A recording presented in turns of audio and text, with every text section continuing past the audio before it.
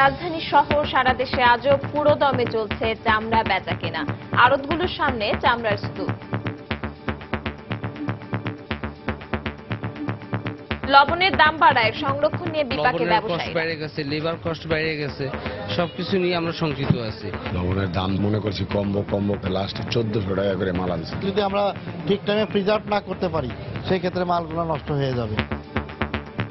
মধ্যস্বত্বভোগী syndicate ব্যবসায়ীদের কারসাজিতে চট্টগ্রাম সহ বিভিন্ন অঞ্চলে চামড়ার বাজারে ব্যাপক ধস। 300 চামড়া 1,20,000 টাকা লস। এছাড়া উপায় তো নেই, মরণ ছাড়া উপায় নেই। 1200 টাকা করে চামড়া কিনছি, এখানে 200 টাকা করে মূলাতেছে গুদামদারেরা। এরকম লস দিয়ে তার কখনোই ব্যবসা করা যাবে না। দেখছিলেন প্রধান শিরোনাম। দুপুরের সময়ের সঙ্গে আছে আমি পারমিতা হিম এবং আমি সজল মিত্র রিচার্ড। এবার অন্যান্য শীর্ষ সংবাদ। চলছে দ্বিতীয় দিনের মতো কোরবানির পশুর বর্জ্য অপসারণের কাজ। সিটি কর্পোরেশনের কার্যক্রমে সন্তুষ্ট নগরবাসী। কোথাও কোথাও বর্জ্য পরিষ্কার না হওয়ার অভিযোগ। প্রিয়জনের সঙ্গে আনন্দ ভাগাভাগি করতে ঈদের দ্বিতীয় দিনে রাজধানী ছাড়ছেন অনেকে। আল্লাহর সন্তুষ্টি লাভের আশায় আজও বিভিন্ন স্থানে পশু কোরবানি।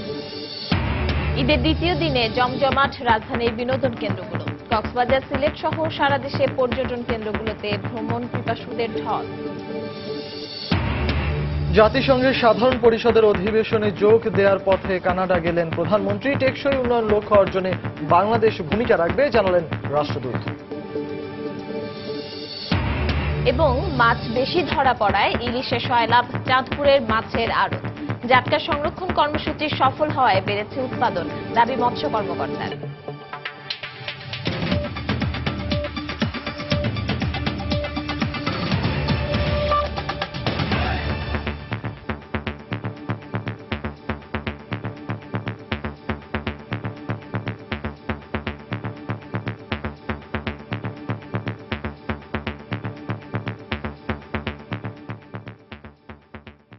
রাজধানী সহ সারা দেশে পুরোদমে চামড়ার বেচাকেনা চললেও লবণের দাম বাড়ার পাশাপাশি কৃত্রিম সংকট তৈরি হওয়ায় সংরক্ষণ নিয়ে বিপাকে পড়েছেন ব্যবসায়ীরা। তবে পোস্তায় প্রথম দিনে সংগ্রহের লক্ষ্যমাত্রা পূরণ হয়েছে বলে জানিয়েছেন আড়তদাররা। দাম কম পাওয়ায় আশঙ্কায় চামড়া কিনে বিপাকে পড়েছেন মৌসুমী ব্যবসায়ীরা। এদিকে সাভারের কয়েকটি ট্যানারিতে চলছে চামড়া লবণ দেওয়ার কাজ। এবারই প্রথম দু একটি ট্যানারি চামড়া প্রক্রিয়াজাত করবে বলে জানিয়েছেন ট্যানারি মালিকরা। রাজধানী সহ সারা দেশ থেকেই ট্রাক বোঝাই করে কাঁচা চামড়া আসছে হাজারীবাগ ও লালবাগের পোস্তা এলাকায়। আড়তদাররা চামড়া কিনছেন, লবণজাত করছেন শ্রমিকরা। দুটি স্থানেই পুরোদমে চলছে সংরক্ষণ প্রক্রিয়াও। পোস্তার ব্যবসায়ীরা জানিয়েছেন প্রথম দিনেই চামড়া কেনার লক্ষ্যমাত্রা পূরণ করতে পেরেছেন তারা। তবে হঠাৎ করেই লবণের দাম বেড়ে যাওয়া এবং শ্রমিক সংকট থাকায় সংরক্ষণ করতে হিমশিম খেতে হচ্ছে তাদের। লবণের দাম মনে করছি কমবো বাড়তি আছে লাস্টে 1400 টাকা করে মাল আনছে। ম্যান পাওয়ার যা ছিল আমাদের সারা রাত কাজ করেছে। এখন যারা আড়তদার আছে তারাও লেগে পড়েছে যে জাতীয় সম্পদকে কিভাবে বাঁচানো যায়। পোস্তা থেকে চামড়া যাচ্ছে হাজারীবাগে, আবার ঢাকার বাইরে থেকে সরাসরি চামড়া আসছে হাজারীবাগের ট্যানারিতে। সেখানেও তাই চামড়া প্রক্রিয়াজাত করার একই চিত্র। তবে দ্রুত চামড়া সংরক্ষণের ব্যবস্থা করতে না পারলে অন্তত 25% চামড়া নষ্ট হওয়ার আশঙ্কা তাদের। সবাই যদি এই চামড়ার সাথে না থাকে তখন চামড়াও কিন্তু মজুত করা সম্ভব হবে না। এই পয়সা যাবে না বিদেশে প্রচার হবে। চামড়াতে যারা ব্যবসাতে জড়িত আছে, যে যত বেশি চামড়া বিক্রি করছে সে তত বেশি লস দিচ্ছে।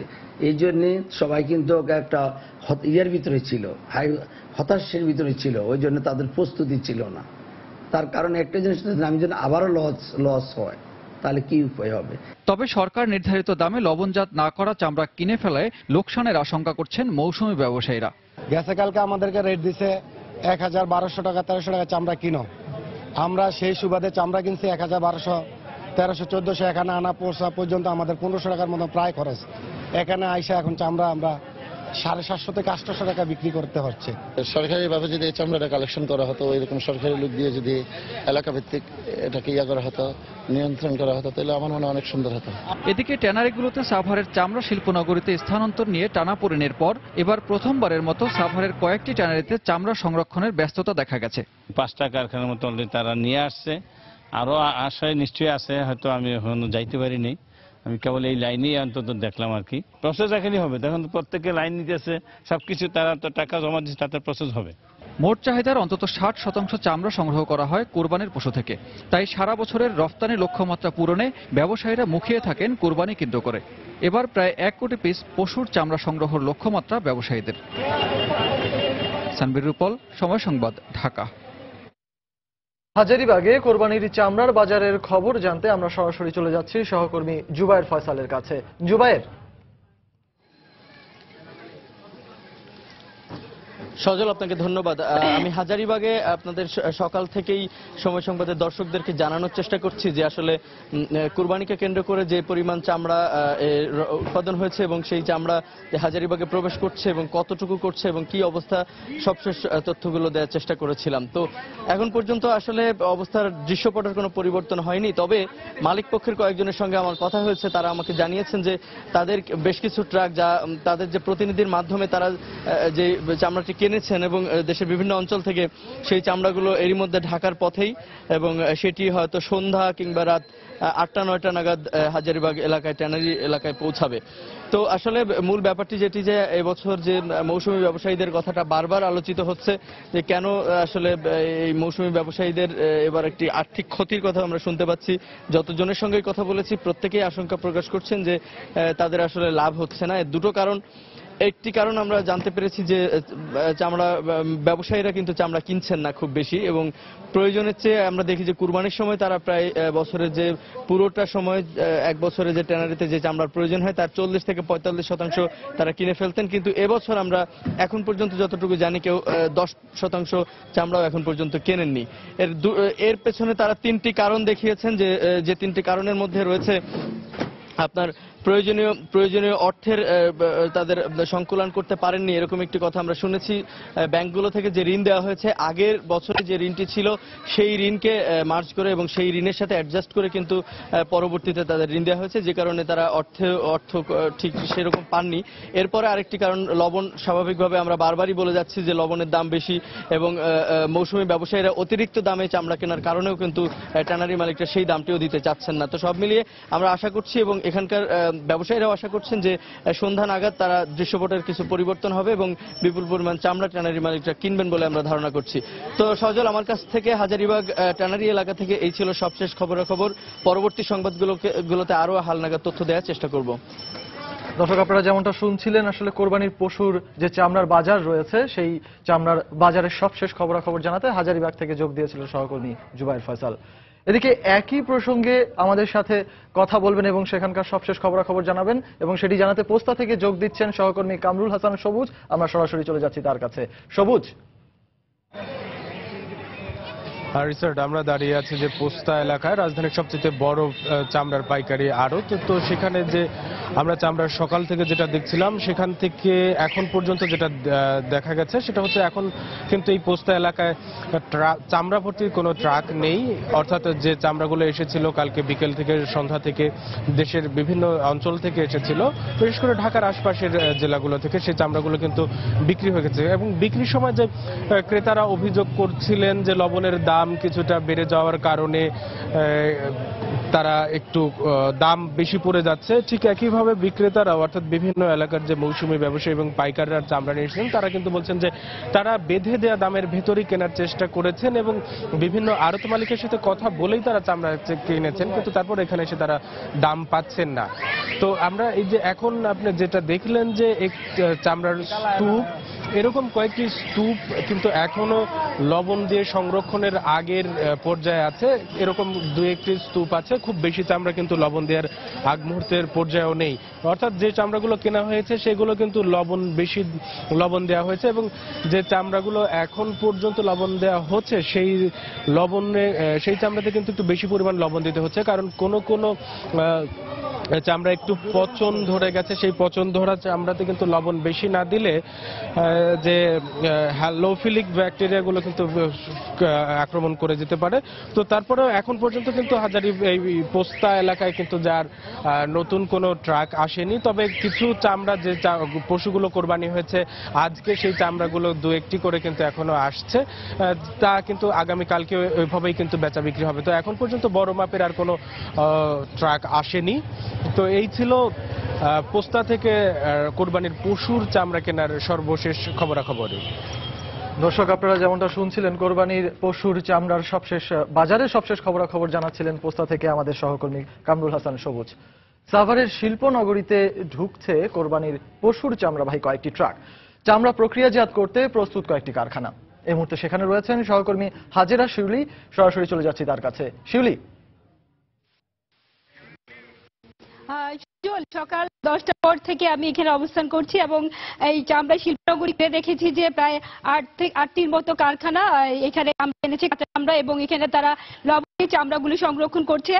তবে দু একটি কারখানা জানিয়েছে যে তাদের পক্ষে এখানে চামড়াগুলো তারা লবণ দিয়ে সংরক্ষণ করে রাখলেও পরবর্তীতে যে প্রক্রিয়াজাত করা ওয়েট ব্লু সেটা এখানে তারা সম্ভব হবে না, কারণ এখনো সে ধরনের তাদের প্রস্তুতি নেই এবং এখানে শিল্পনগরীর পক্ষ থেকে তাদেরকে আনুষঙ্গিক যেসব সুযোগ সুবিধা দেওয়ার কথা সেগুলো এখানে সম্ভব না। তবে দু একটি ট্রাই বলেছে তারা এখানেই কোরবানির চামড়াগুলো প্রক্রিয়াজাত করবে এবং তবে এখানে যে প্রক্রিয়াজাত করতে গিয়ে ট্যানারির মালিকরা বেশ কিছু সমস্যার কথা বলেছেন। তারা বলেছেন যে এখানে তারা সার্বক্ষণিকভাবে পানি পাচ্ছেন না, তারপরে এখনো তাদের গ্যাসও সংযোগ পান নাই। সেক্ষেত্রে শুধু ওয়েট ব্লু করা গেলেও পরবর্তীতে যে সেই ড্রাই করা যাবে না চামড়াগুলো। এছাড়া এখানে পূর্ণাঙ্গ এবং পরিপূর্ণ সুযোগ সুবিধা না থাকার কারণে তাদেরকে হাজারীবাগেও চামড়া প্রক্রিয়াজাত করতে হচ্ছে এবং দুই দিকে চামড়া প্রক্রিয়াজাত করার কারণে তাদের অনেক বেশি খরচও হচ্ছে। এবং এখানে আরেকটি সমস্যার কথা তারা বলেছেন যে পর্যাপ্ত শ্রমিকও তারা এখানে পাচ্ছেন না, কারণ এখনো বেশিরভাগ অধিকাংশ বলতে গেলে সবগুলো কারখানাই এখনো হাজারীবাগেই চামড়া প্রক্রিয়াজাত করছে, যেহেতু এখনো সবগুলো কারখানা এখানে তৈরি হয়নি। সেক্ষেত্রে তাদেরকে যদি অন্য কারখানাগুলো এখানে শিফট না করে তাদেরকে অনেক বেশি লোকসান গুনতে হবে এবং এখানে শ্রমিকদেরও এখানে আবাসনের বা থাকা খাওয়ার সে ধরনের সুযোগ সুবিধা নেই, পানিরও ব্যবস্থা নেই। সেখানে তাদের এখানে যে চামড়া প্রক্রিয়াজাত করার জন্য যে ধরনের সব ধরনের সুযোগ সুবিধা তারা এখনো পাচ্ছেন না। তো তারা আশা করছেন যে সরকার যদি সব সুযোগ সুবিধা এখানে তাদেরকে দেন তাহলে হয়তো পুরোদমে এই শিল্পনগরী চালু করা যাবে, না হলে তাদেরকে অনেক বেশি লোকসান গুনতে হবে, যেহেতু তাদেরকে দুই জায়গায় চামড়া প্রক্রিয়াজাত করতে হচ্ছে। তো চামড়া শিল্পনগরী থেকে সজল এই ছিল আমার কাছে এখনকার মতো চামড়া প্রক্রিয়াজাত করার সর্বশেষ। দর্শক, আপনারা যেমনটা শুনছিলেন, সাভারের শিল্পনগরী থেকে আমাদের সেখানকার সবশেষ খবরাখবর জানাতে যোগ দিয়েছিলেন সহকর্মী হাজেরা শিউলি। দর্শক, রাজধানীর মতো চট্টগ্রামেও চলছে চামড়া বেচা কেনা। এই মুহূর্তে চট্টগ্রামের মুরাদপুর আতুরা ডিপোতে আছেন পার্থ প্রতিম বিশ্বাস। আমরা চলে যাব তার কাছে। পার্থ, কেমন দেখছেন?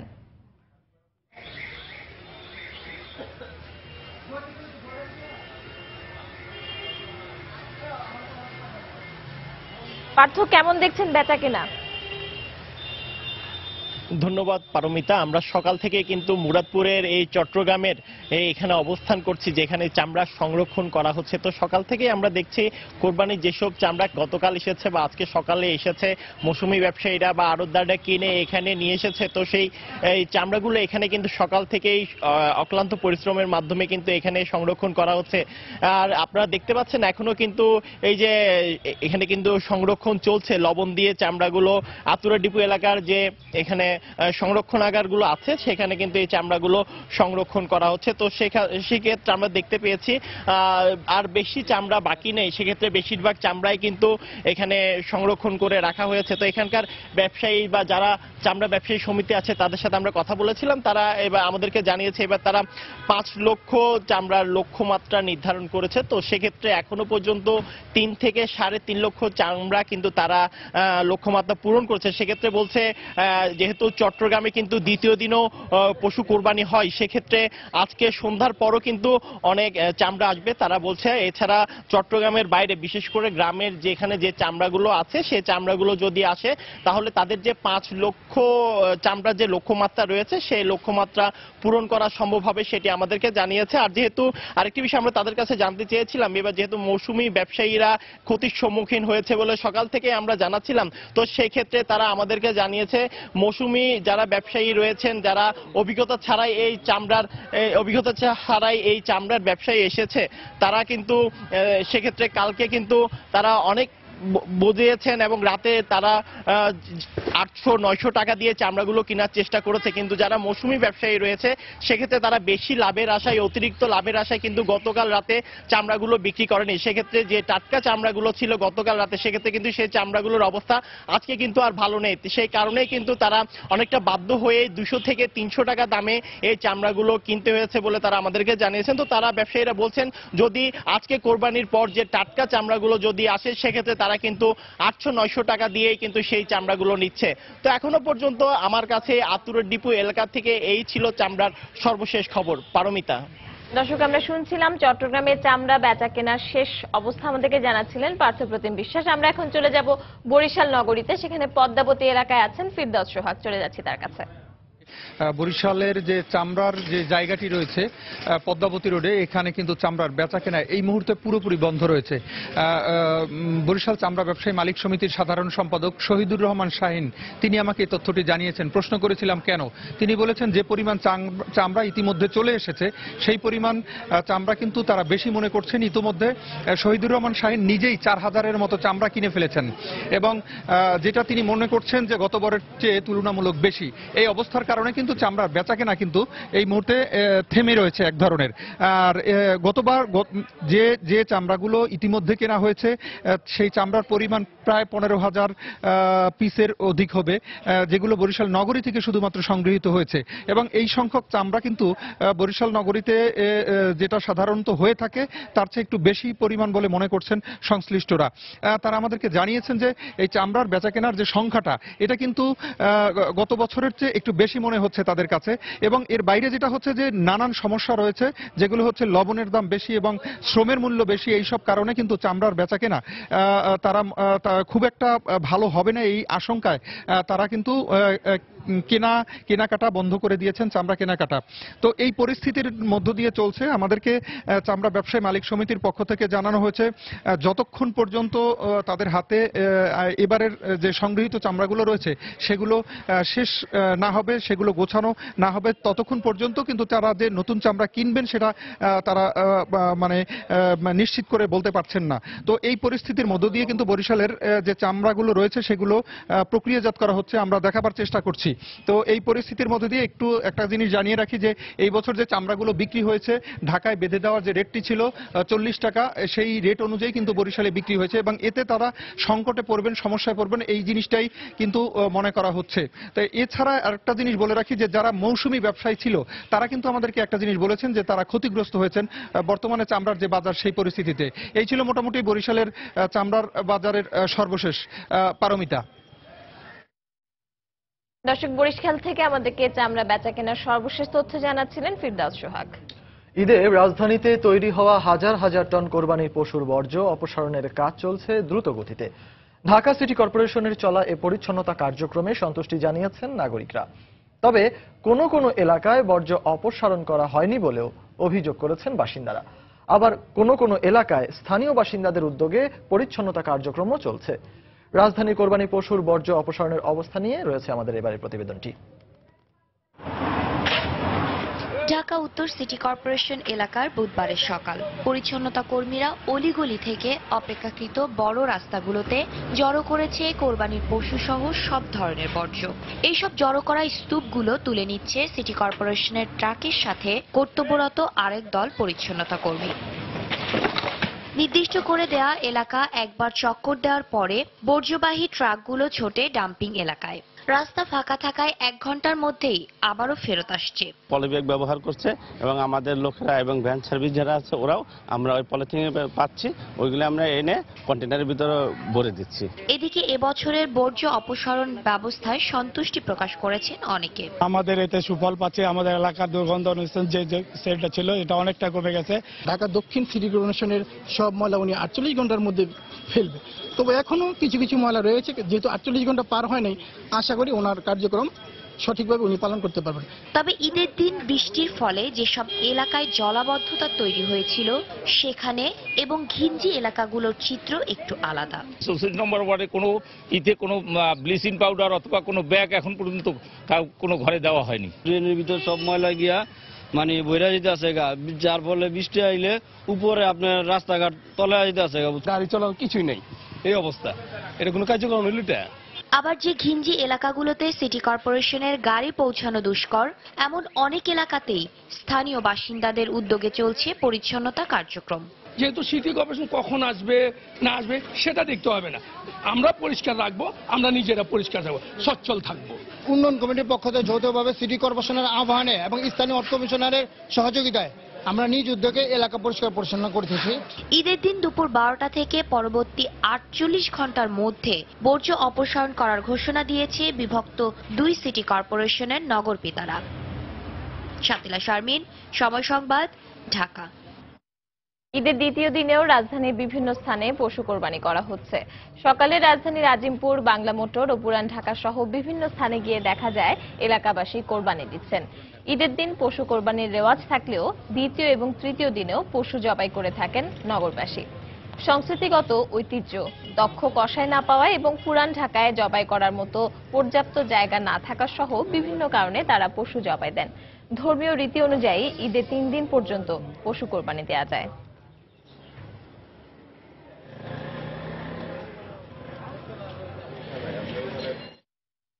দর্শক, এবার ঢাকা দক্ষিণ সিটি কর্পোরেশনের পরিষ্কার পরিচ্ছন্নতার খবর জানবো। এই খবর জানাতে রাজধানীর সূত্রাপুর এলাকায় আছেন আমাদের সহকর্মী মুজাহিদ শুভ। চলে যাব তার কাছে। শুভ, কেমন দেখছেন কার্যক্রম? জানেন যে সিটি কর্পোরেশনের যে 48 ঘন্টা সময় বেঁধে দেওয়া ছিল তার 24 ঘন্টা কিন্তু ইতিমধ্যে পার হয়ে গেছে এবং সকালে আমরা যে ধরনের পরিস্থিতি দেখেছিলাম বর্জ্য অপসারণের চিত্র, তার চিত্র কিন্তু ধীরে ধীরে বদলে যাচ্ছে এবং আমরা দুপুরে আপনাকে দেখাতে পারি যে কিছু কিছু জায়গায় প্রত্যেকটি মোড়ে মোড়ে সকালবেলা আমরা দেখেছি যে আবর্জনার যে গাড়িগুলো ছিল সিটি কর্পোরেশনের মধ্যে থেকে সেই গাড়িগুলো ছিল। এখন কিন্তু গাড়ির উপস্থিতি আমরা দেখতে পাচ্ছি না, তবে এটাও দেখতে পাচ্ছি যে বর্জ্যের পরিমাণটা কিন্তু অনেকটা কমে এসেছে। বিভিন্ন মোড়ে মোড়ে ছোট ছোট আকারে স্তূপ আমরা দেখতে পাচ্ছি।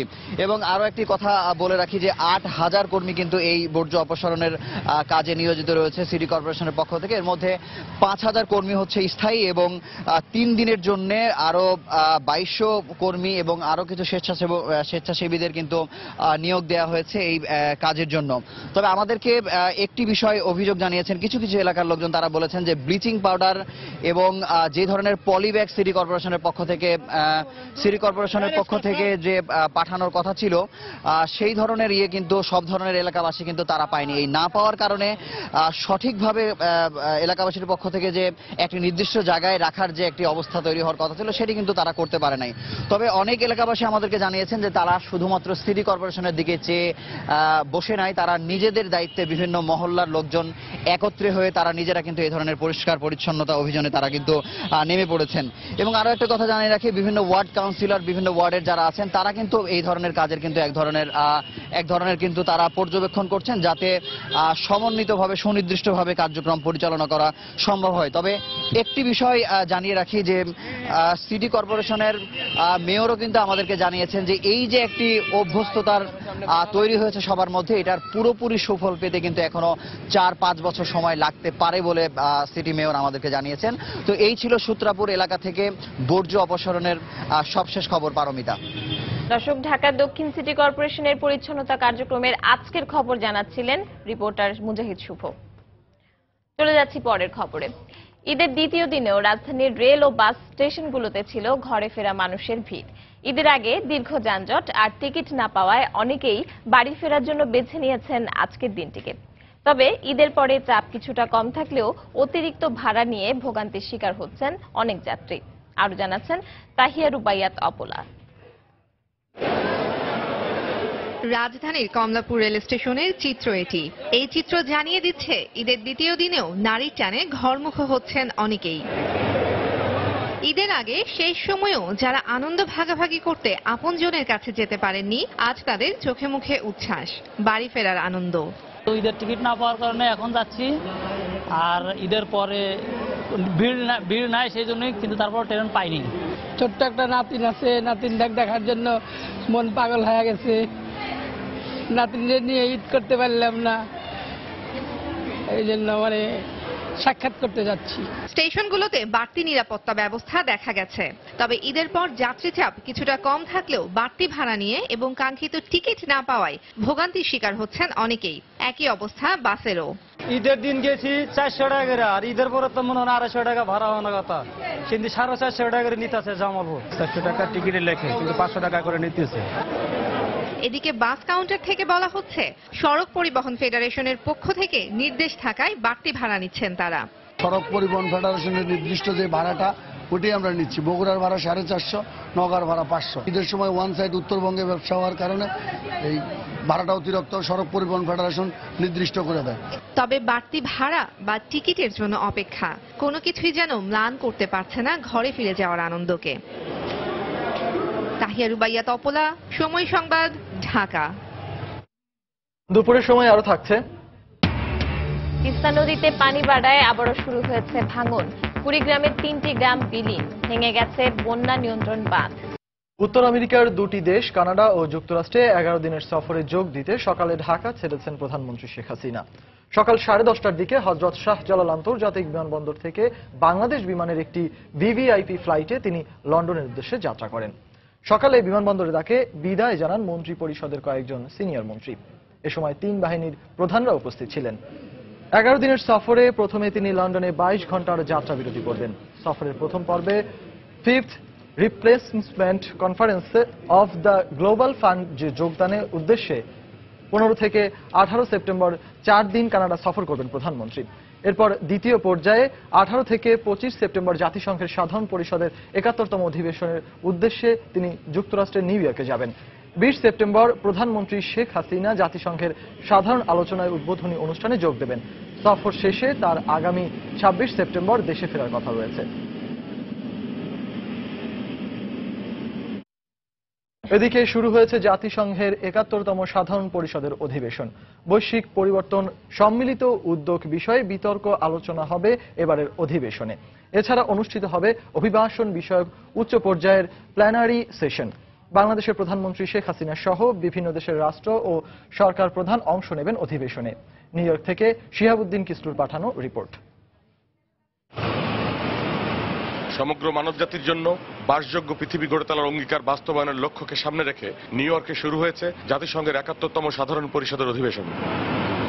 আমাদের ভবিষ্যৎ প্রজন্মের জন্য এবারের অধিবেশন অত্যন্ত গুরুত্বপূর্ণ বলে জানালেন সাধারণ পরিষদের নবনির্বাচিত সভাপতি। সামনের বছরটি আমাদের জন্য অনেক গুরুত্বপূর্ণ। মানবতার স্বার্থে এবং ভবিষ্যৎ প্রজন্মের জন্য একটি নিরাপদ বিশ্ব গড়ে তুলতে আমরা 17টি টেকসই উন্নয়নের লক্ষ্যমাত্রা নির্ধারণ করেছি। প্রত্যেক মানুষকে এই উন্নয়নের লক্ষ্যমাত্রাগুলো বুঝতে হবে। যদি সবাই বুঝতে পারে এবং আমাদের সহায়তা করে, তবে 2030 সালের মধ্যে আমরা এই লক্ষ্যমাত্রাগুলো অবশ্যই অর্জন করতে পারব। টেকসই উন্নয়ন লক্ষ্য অর্জনে বাংলাদেশ এবার অধিবেশনে মৌলিক ভূমিকা রাখবে বলে জানিয়েছেন জাতিসংঘে নিযুক্ত বাংলাদেশের রাষ্ট্রদূত মাসুদ বিন মোমেন। বর্তমানে যে আপনার ভায়োলেন্ট এক্সট্রিমিজম যে সমস্যাটা সমস্ত দেশকেই কোনো না কোনোভাবে এফেক্ট করছে, বাংলাদেশও এর বাইরে নয়, সেটার ব্যাপারেও আমরা একটা পজিটিভ ভূমিকা রাখার চেষ্টা করব। মাইগ্রেশন অ্যান্ড রিফিউজিজের ব্যাপারেও আমাদের যথেষ্ট অবদান থাকবে। এই প্রসেসটাতে আমরা গুরুত্বপূর্ণ ভূমিকা রেখেছিলাম। জাতিসংঘের 71তম সাধারণ পরিষদের অধিবেশনে যোগদানের উদ্দেশ্যে প্রধানমন্ত্রী শেখ হাসিনা যুক্তরাষ্ট্রে পৌঁছাবেন আগামী 18 সেপ্টেম্বর। আগামী 21 সেপ্টেম্বর সাধারণ পরিষদের অধিবেশনে বক্তব্য রাখবেন তিনি। জাতিসংঘের সদর দপ্তর থেকে শিহাবুদ্দিন কিসলু, সময় সংবাদ, নিউ ইয়র্ক, যুক্তরাষ্ট্র। ঈদের ছুটিতে অবসর সময় কাটাতে রাজধানীর বিনোদন কেন্দ্রগুলোতে ভিড় জমাচ্ছেন নগরবাসী। এই মুহূর্তে রাজধানীর আগারগাঁও বিমান জাদুঘরে আছেন রিপোর্টার হাবিবুল ইসলাম হাবিব এবং আশুলিয়ার ফ্যান্টাসি কিংডমে আছেন সহকর্মী সামিউল মুইদ। ঈদ বিনোদনের খবর জানতে প্রথমে যাব হাবিবুল ইসলাম হাবিবের কাছে। হাবিব।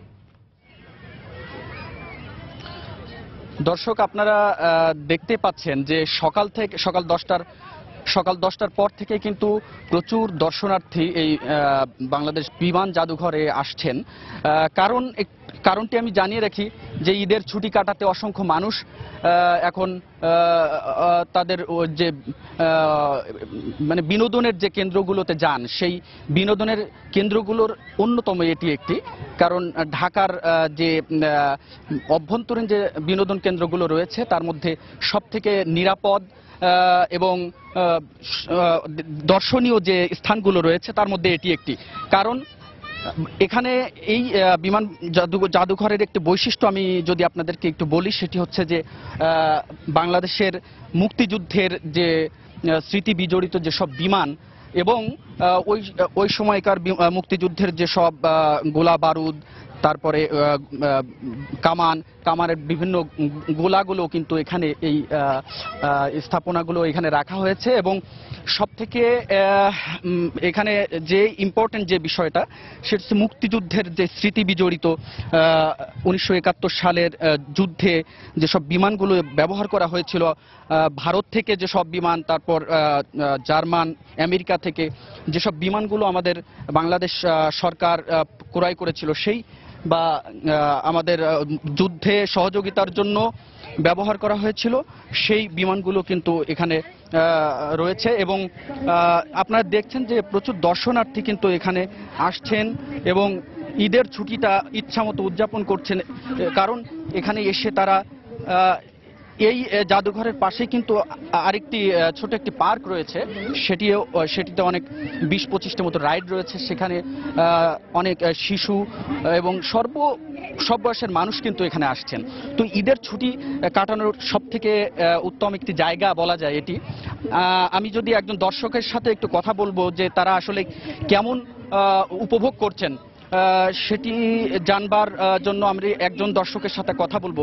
আচ্ছা, একটু বলবেন যে আপনারা এখানে কেন এসেছেন আর কি দেখতে পাচ্ছেন এখানে? এখানে আমরা আসছি বাংলাদেশ বিমান বাহিনীর জাদুঘর। 1971 সালে যেসব বিমান, হেলিকপ্টার ব্যবহৃত হয়েছে সেইগুলো আমরা দেখতে পাচ্ছি। তো ধন্যবাদ। যেমনটি উনি বলছিলেন যে আমি আগেই বলেছিলাম যে মুক্তিযুদ্ধের স্মৃতি বিজড়িত ইতিহাসগুলো, বিমানের যেসব ইতিহাস সেগুলো কিন্তু তারা দেখতে পাচ্ছেন। অনেকেই ঘুরছেন, বিভিন্ন রাইডে চড়ছেন, আর এখানে নিরাপদ একটি দর্শনীয় জায়গা। তো এই ছিল মোটামুটি এই মুক্তিযুদ্ধের স্মৃতি বিজড়িত যেসব বিমান এবং এই জাদুঘরের চিত্র। আর দিনভর এভাবেই কিন্তু মানুষ আসছেন। আর দর্শক, এই মুহূর্তে আমরা চলে যাব ফ্যান্টাসি কিংডম, রাজধানীর যেখানে বিনোদন পিয়াসী মানুষ ঈদের ছুটি কাটাচ্ছেন। সেখানে রয়েছেন আমাদের রিপোর্টার সামিউল মুহিদ। আমরা এখন সরাসরি চলে যাচ্ছি সেখানে। ধন্যবাদ। মানুষের যে আনন্দ, সেই আনন্দ কিন্তু ছড়িয়ে পড়েছে নগরের পাশের যে বিনোদন কেন্দ্র রয়েছে সেই বিনোদন কেন্দ্রগুলোতে। আমি এখন রয়েছি ফ্যান্টাসি কিংডমে। এই মুহূর্তে ডিজে শো চলছে, অসংখ্য মানুষ ডিজের তালে তালে আসলে তারা নেচে গিয়ে আনন্দ করছে। ঈদের যে আনন্দ, সেই আনন্দকে কিন্তু তারা নিজেদের মতো করে উপভোগ করছে। সবচেয়ে গুরুত্বপূর্ণ তথ্য হলো যে এখানে আমরা দেখেছি অনেকেই বন্ধু বান্ধবকে নিয়ে এসেছে এবং অসংখ্য মানুষ নিজেদের মতো করে তারা আনন্দ করছে। এখানে দেখেছি আমি পরিবারের যে সদস্যরা রয়েছে, পরিবারের সদস্যদেরকে নিয়ে অনেকেই ঈদের ছুটির মধ্যে চলে এসেছে। একটি বিষয় গুরুত্বপূর্ণ হলো যে এখানে আমি ফ্যান্টাসি কিংডম কর্তৃপক্ষের সাথে কথা বলেছিলাম।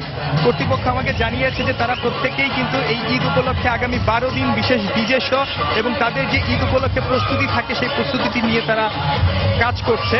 এখানে আসলে আইন শৃঙ্খলা রক্ষাকারীর জন্য কিন্তু আইন শৃঙ্খলা রক্ষা করার জন্য এখানে পুলিশ বাহিনীর সদস্যরা রয়েছে, আনসারের সদস্যরা রয়েছে। বেশিরভাগ ক্ষেত্রে আমি কথা বলেছিলাম যে এই ঈদুল আজহায় কিন্তু দেখা যায় ছুটিগুলো বেশ কম থাকে বা মানুষের অন্যরকম একটি প্রস্তুতি থাকে কোরবানি নিয়ে। তারপরও দেখা যায় আজকে ঈদের দ্বিতীয় দিন অসংখ্য বন্ধুরা তারা নিজেদের মতো করে যোগাযোগ করে চলে এসেছে এই ফ্যান্টাসি কিংডমে নিজেদের মধ্যে আনন্দ করার জন্য। আমি এখানে কথা বলেছিলাম যারা দর্শনার্থী এসেছে তাদের সাথে, প্রত্যেকেই আমাকে জানাচ্ছে যে একটি দিন অন্তত পক্ষে নিজেদের মতো করে কাটানোর জন্য তারা বন্ধু বান্ধবকে নিয়ে, পরিবারের সদস্যদেরকে নিয়ে তারা এখানে এসেছে।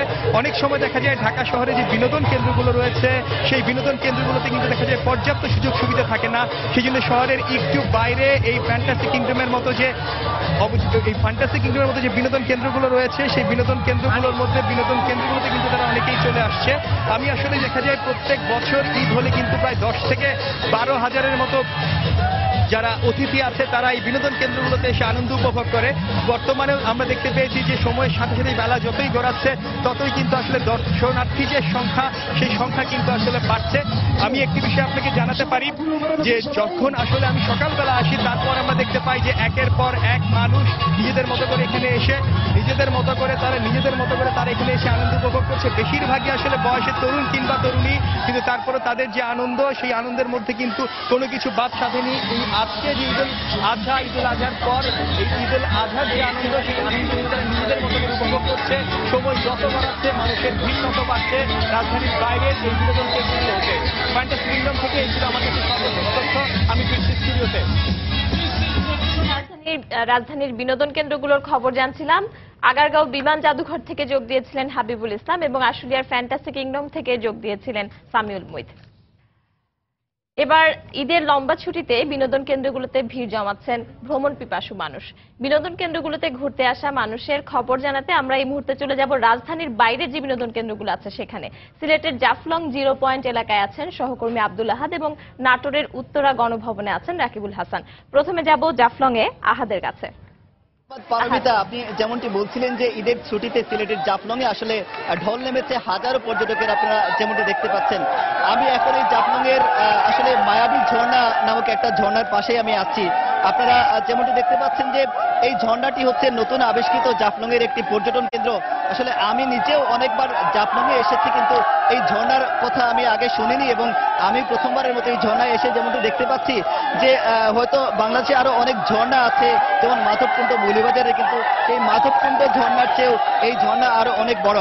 এবং আরেকটা বিষয় আপনাদের বলে রাখি যে জাফলং আসার পথে জৈন্তাপুর থেকে জাফলং পর্যন্ত ভারতের মেঘালয় পাহাড়ে যে সারি সারি কয়েকশো ঝর্ণার দেখা পাওয়া যায়, কিন্তু সেই ঝর্ণাগুলোর কাছে কোনো পর্যটক ভিড়তে পারে না। কিন্তু এই জাফলং এর যে একমাত্র এই মায়াবী ঝর্ণার কাছেই মানুষ এসে তাদের আসলে এই ঝর্ণার কাছে মানুষ আসতে পারেন।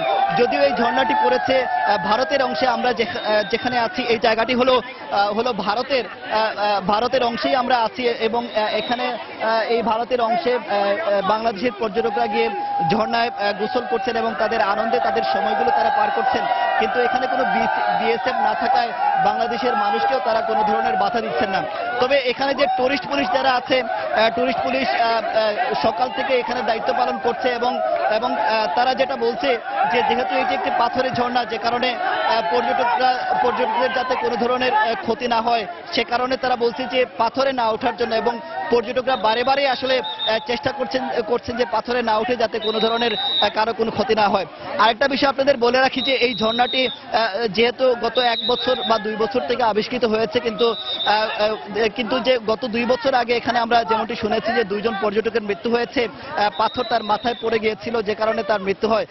এবং এই পর্যটন পুলিশ এবং বিজিবির সদস্য যারা আছেন তারা অনেক চেষ্টা করছেন যাতে টুরিস্টরা কোনো ধরনের দুর্ঘটনার শিকার না হন এবং পাথর পড়ে যাতে কেউ আঘাতপ্রাপ্ত না হন, এই বিষয়টি চেষ্টা করছেন। তো আমি আরেকটা বিষয় আপনাদের বলে রাখি যে এই ঝর্ণার পাশাপাশি জাফলং যে 0 পয়েন্ট যেখানে রয়েছে সেই 0 পয়েন্টেও আসলে কয়েক হাজার পর্যটককে আমি দেখিয়ে এসেছি, তারাও সেখানে আনন্দে সময় পার করছেন এবং তারা বলছেন যে আসলে এই বাংলাদেশ যে এত সুন্দর সেটা হয়তো অনেকে বলছেন যে তারা আগে জানতো না, যদি সিলেটে মানুষ না আসে তবে বাংলাদেশ যে এত সুন্দর সেটা হয়তো তারা বুঝে উঠতে পারতো না। আমার কাছে এখনো পর্যন্ত এই ছিল সিলেটের জাফলং এর মায়াবী ঝর্ণা থেকে সবশেষ খবর। আমরা এখন চলে যাব নাটোরে আমাদের সহকর্মী রাকিবুল হাসানের কাছে।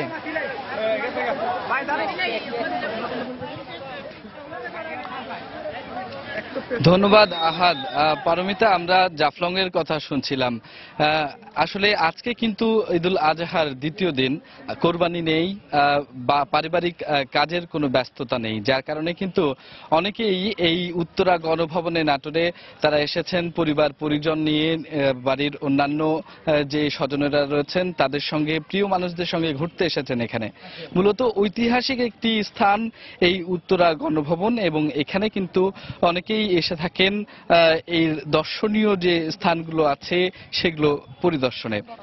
আপনাদের একটি বিষয় জানিয়ে রাখি, সেটি হচ্ছে যে এই যে নাটোরের দীঘাপতিয়া রাজবংশের দেওয়ান দয়রাম রায় 1802 সালে কিন্তু এই ভবনটি প্রতিষ্ঠা করে এবং এরপরে বঙ্গবন্ধু স্বাধীনতার পরে কিন্তু 1972 সালের 9 এপ্রিল তিনি এখানে আসেন, মন্ত্রিপরিষদের বৈঠক এখানে ডাকেন এবং এরপরেই কিন্তু এটির নামকরণ করেন উত্তরা গণভবন। এবং তারপর থেকে কিন্তু এই অঞ্চলের ইতিহাস এবং ঐতিহ্যের সঙ্গে কিন্তু অনেক বেশি জড়িত এই উত্তরা গণভবন।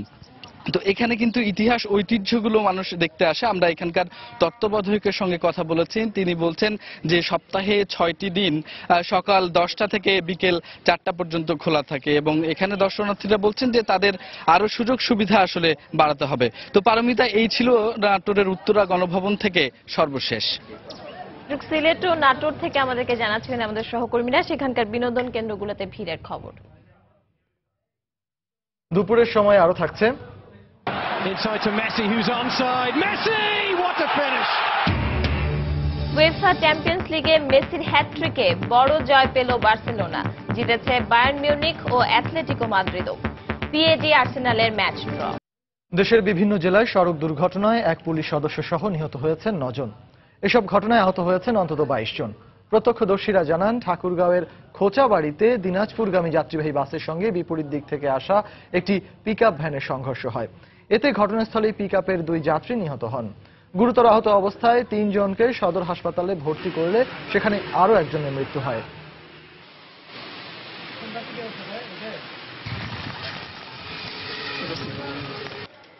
সিরাজগঞ্জের উল্লাপাড়া রেল স্টেশন এলাকায় পেছন থেকে লরির ধাক্কায় গুরুতর আহত হন মোটরসাইকেল আরোহী আবু মুসা। হাসপাতালে নেয়ার পথে তার মৃত্যু হয়। আবু মুসা সিরাজগঞ্জ সদর থানার কনস্টেবল। আবারও কোরবানির চামড়া সংরক্ষণের খবর।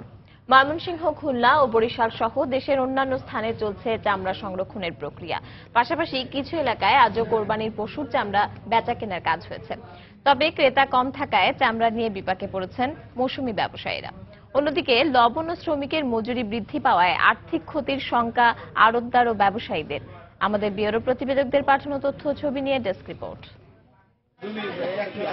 ময়মনসিংহে মঙ্গলবার মধ্যরাত থেকে আড়তগুলোতে চামড়া সংরক্ষণের প্রক্রিয়া ব্যস্ত সময় পার করেন শ্রমিকরা। ডেটল বা স্যাভলন মেশানো পানি দিয়ে চামড়া পরিষ্কারের পর তাতে ছিটানো হয় লবণ।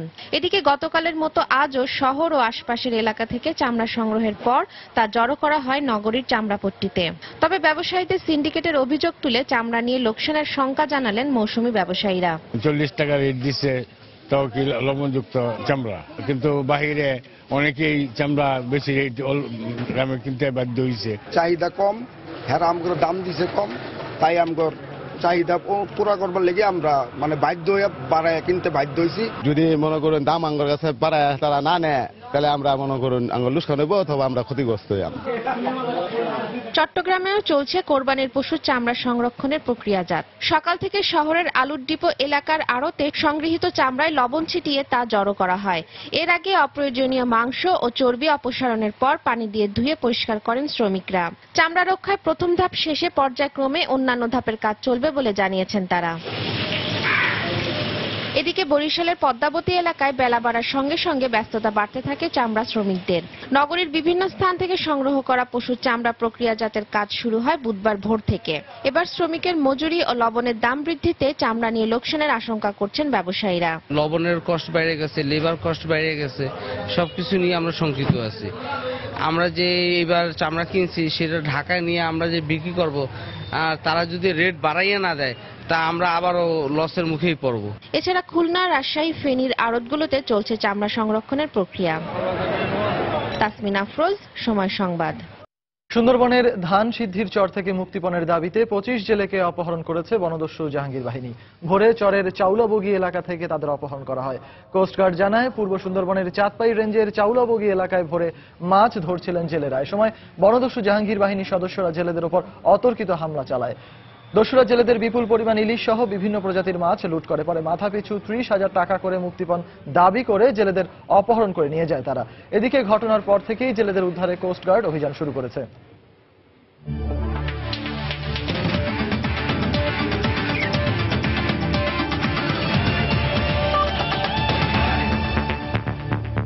চ্যাম্পিয়ন্স লিগের খবর। বড় জয় দিয়ে চ্যাম্পিয়ন্স লিগের মিশন শুরু করল স্প্যানিশ জায়ান্ট বার্সেলোনা। লিওনেল মেসির হ্যাট্রিকে সেল্টিককে 7-0 গোলে উড়িয়ে দিয়েছে কাতালানরা। তবে বার্সার জয়ের রাতে হতাশ করেছে পিএসজি। আর্সেনালের সঙ্গে 1-1 গোলে ড্র করেছে ফরাসি জায়ান্টরা। আরেক ম্যাচে নবাগত রুস্তভকে 5-0 গোলে হারিয়েছে বায়ার্ন মিউনিখ। পার্ক দে প্রিন্সেসে ফরাসি লিগ চ্যাম্পিয়ন পিএসজি ও ইংলিশ জায়ান্ট আর্সেনালের ম্যাচ ঘিরে কানায় কানায় পরিপূর্ণ হয়ে উঠেছিল সবগুলো গ্যালারি। ম্যাচের শুরুতেই এডিসন কাভানির গোলে আনন্দে নেচে ওঠেন স্বাগতিক দর্শকরা। শুরুতেই লিড পাওয়ায় গানারদের ওপর আরো প্রভাব বিস্তার করে খেলে পিএসজি। পাল্টা জবাব দিতে মরিয়া হয়ে লড়ে আর্সেনালও। অবশেষে 77 মিনিটে স্বস্তির নিঃশ্বাস ফেলে আর্সেনাল। সানচেজের গোলে সমতায় ফেরে তারা। শেষ পর্যন্ত আর গোল না হওয়ায় ড্র নিয়েই শেষ হয় হাই ভোল্টেজ এই ম্যাচ। এদিকে আরেক ম্যাচে ন্যু ক্যাম্পে সেল্টিকের ওপর শুরু থেকেই প্রাধান্য ছিল বার্সেলোনার। কাতালানদের হয়ে মেসি 3, 27 ও 60 মিনিটে 3টি গোল করে লিগে প্রথম হ্যাট্রিক করেন। এছাড়াও কাতালানদের হয়ে সুয়ারেজ 2টি, নেইমার ও ইনিয়েস্তা 1টি করে গোল করলে 7-0 গোলের বড় জয় নিয়ে মাঠ ছাড়ে বার্সেলোনা। দুপুরের সময় এ পর্যায়ে শীর্ষ সংবাদগুলো জানিয়ে দিচ্ছি আরেকবার। রাজধানী সহ সারা দেশে আজও পুরোদমে চলছে চামড়া বেচাকেনা। আড়তগুলোর সামনে স্তূপ। লবণের দাম বাড়ায় সংরক্ষণ নিয়ে বিপাকে ব্যবসায়ীরা। চলছে দ্বিতীয় দিনের মতো কোরবানির পশুর বর্জ্য অপসারণের কাজ। সিটি কর্পোরেশনের কার্যক্রমে সন্তুষ্ট নগরবাসী। কোথাও কোথাও বর্জ্য পরিষ্কার না হওয়ার অভিযোগ। প্রিয়জনের সঙ্গে আনন্দ ভাগাভাগি করতে ঈদের দ্বিতীয় দিনে রাজধানী ছাড়ছেন অনেকে। আল্লাহর সন্তুষ্টি লাভের আশায় আজও বিভিন্ন স্থানে পশু কোরবানি।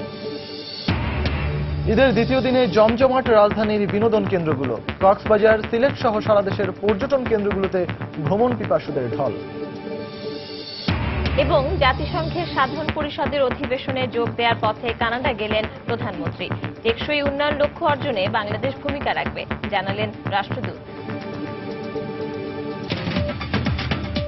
দর্শক, এই ছিল দুপুরের সময়ে। যে কোনো খবর পেতে ভিজিট করুন সময় নিউজ.টিভি। সঙ্গে থাকুন সময়ে।